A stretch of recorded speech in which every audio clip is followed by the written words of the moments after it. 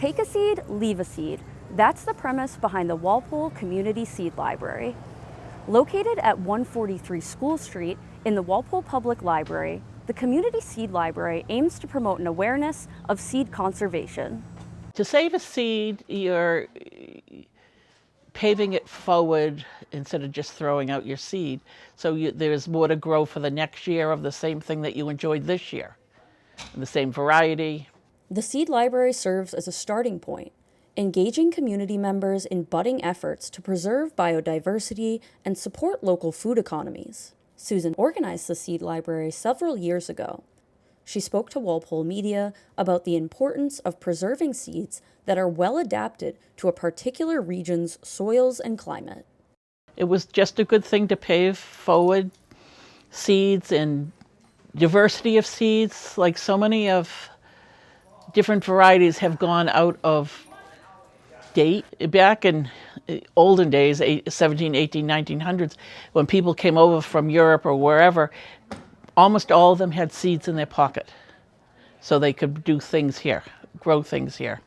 When seed companies started in the early 1900s, they sold seeds that were easy to grow, not necessarily, so a lot of seeds went just gone. You know, like there's companies called Seed Savers International that are bringing back seeds, or someone donates some seeds. They grow them for a few years to bring the seeds back. Generally, they're more flavorful and better for you. You know, easy to grow is not necessarily the right way. You want to have the best seeds. Susan explains how many farming industry priorities have limited the availability of plants that are well suited to a variety of climates.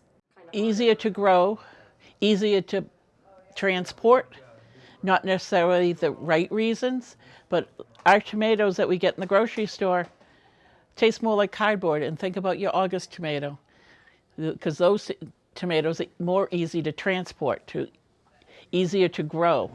You know, more money can be made from certain varieties than others that have a shorter shelf life, can't be transported because they get bruised too easily. And it goes for any vegetable, animal, herb. It's easy to transport. You know, the farmers in other parts of the country and other parts of the world, they want easy and profitable as opposed to delicious and nutritious. The U.S. Canada-based platform, the Community Seed Network, defines a seed library as a collection of seeds where residents can borrow small quantities for their own use. If those seeds are saved, some can be returned to the library for the next grower to collect. Walpole resident Liz McAfee describes how the collection box has supported her passion for gardening. It offers a chance for people to get seeds free of charge that they can use to sustain their own families or just lend beauty to their yards. It helps keep people in touch with the earth and doing things to recreate food for themselves. So it has a lot of benefits, and it's fun just to have a variety of things you may not get in touch with otherwise. So it offers a lot of opportunity for people. I got involved because I'm a gardener at the Adams Farm Community Garden, and found out about the seed saving through the Friends of Adams Farm as well, which is an organization that supports the farm. So knowing that, and then knowing it was available at the library, and so easy to get to and work with, that's what's got me started. When I've had my little family and everything, it was easy to step out into the backyard and garden and have the kids get involved in gardening, and so it became a part of what we did in the summers. For first-time gardeners and dedicated gardeners like Liz, the library is consistently stocked with a variety of seeds. I get the seeds from gardeners. There is a box right here that people can put it in. I get seeds from different seed companies that I approach by email or regular old-fashioned letter, and they donate. Some donate and some just ignore me. So there's several sources, and we try to use them all. But I just refill them. You know, I just buzz by with my bag and refill, and I'm still getting seed packets in. I put it out in Walpole Recommends that I'm looking for people to package up the seeds, and I generally get National Honor Society kids, CCD kids that all need the volunteer hours, and they love the project because they can do it at home. They're not stuck. They can do it at their pace. Susan attributes the project's success to the positive reception and support from community members and other organizations and businesses. I approached Adams Farm because that was a natural organization that could work with, this idea, and they backed me. I needed backing for just a little bit of funding and the advertising of that it existed. They in turn were very enthusiastic. A music teacher in town donated an old card catalog, which is right here. A high school student at the high school at that point painted it for us to make it appropriate looking, and I went and tried to get the word out that I'm looking for seeds. I approached people, things were in the local newspapers, and I approached seed companies. And I was well received by everybody and got some. And has now grown to what it is now, a couple thousand packets every year, which I couldn't tell you how many seeds, but it has to be well in the 5 figures. And I sell out every year I've done it. But seed saving is not only a community-level initiative. The Food and Agriculture Organization of the United Nations notes that seed system-related responses to food and agricultural emergencies is a key strategic objective. According to the FAO's website, by supplying good quality seed of appropriate varieties, regions facing farming-related emergencies can resume and increase agriculture production, thereby reducing or eliminating dependence on food aid following the next harvest.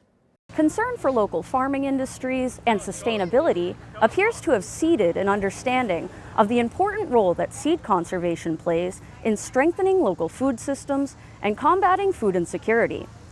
With a conveniently available selection of seeds, Susan says there are only 2 more things you need to start gardening. It's just time and water. Anybody can become a gardener. There are so many resources online. You can just Google it and you can read a couple of the same things and you'll figure it out. It's not hard. Anybody can. Wondering where to start?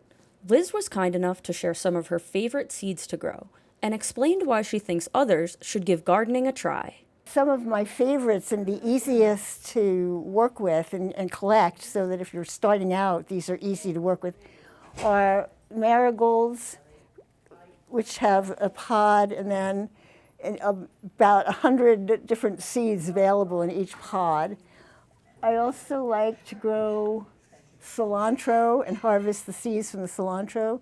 And it's again another plant that will send its own seeds out easily and come back on its own the next year.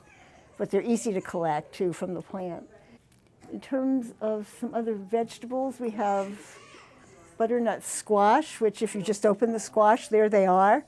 You can take them out and dry them, and so it's easy to get a hold of them. These nasturtium seeds are particularly fun to work with because they're very large. You can see them and they produce gorgeous, gorgeous multicolored flowers that are also good in salads. You can eat the flowers, so it's kind of fun.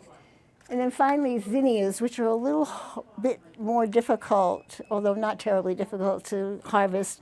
They come in this structure that is the remains of the flower when it dies. At the base, there are small arrowhead-like seed structures that you can get out and plant, and again, have access to beautiful flowers. Plus, these are terrific attractor of butterflies, so that's kind of fun too. So those are some of the things I work with. I particularly like the marigolds because I plant them with my tomatoes as a natural deterrent to bugs, so that like to feed on the tomatoes. So those are pretty good to have around. Where it was so hard to gather together with other people, it was okay and easy to be in the garden. It was restful in a way, but it was like kind of, you could still do something productive and have some space in which to enjoy yourself without being worried. Just being involved with the dirt and getting down in the dirt and working with it and trying Some days I'm in the garden, and other gardeners have said this too, I'm in the garden and the bees are all around, and they don't care that I'm there. They're going about their business, and I can work, I can be weeding or whatever, and they're there, and it's like, it's a wonder to me that you can do that in a garden without, you're part of things in the natural world, and it feels good. For Walpole Media, this is Jessica Kurgo.